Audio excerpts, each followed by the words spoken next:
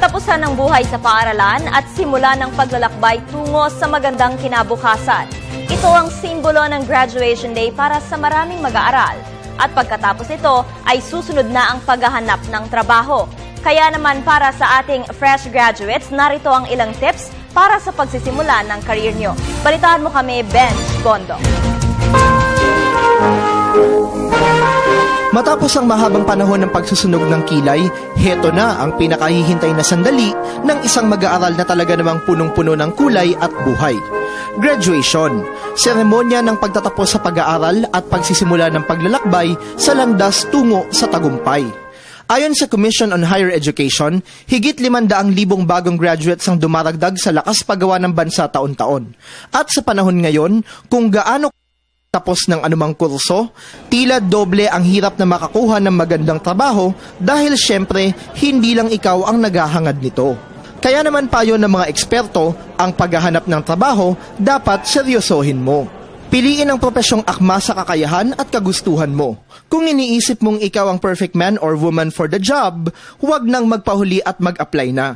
Paano mo nga naman malalaman kung hindi mo susubukan? Maghanda ng maayos na resume.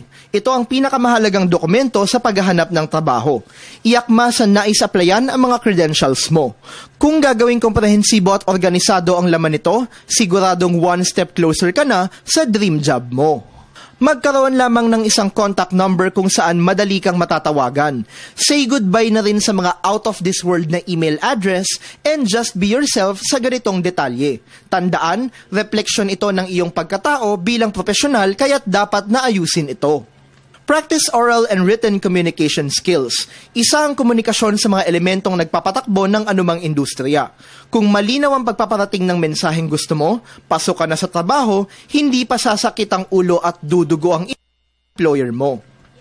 Higit sa lahat, samahan ng tiyaga at panalangin ang pag-a-apply na gagawin. Dahil anuman ang ating mithiin, ang Diyos pa rin ang nakakaalam at paniguradong ipagkakaloob niya ang pinakamabuti para sa atin. Walang instant success sa career at lalo na sa buhay. Ngunit upang maabot ito, dapat pakilusin ang nakahilatang katawan, gamitin ang nahihimbing na isipan, at paganahin ang nakakuyom na mga kamay.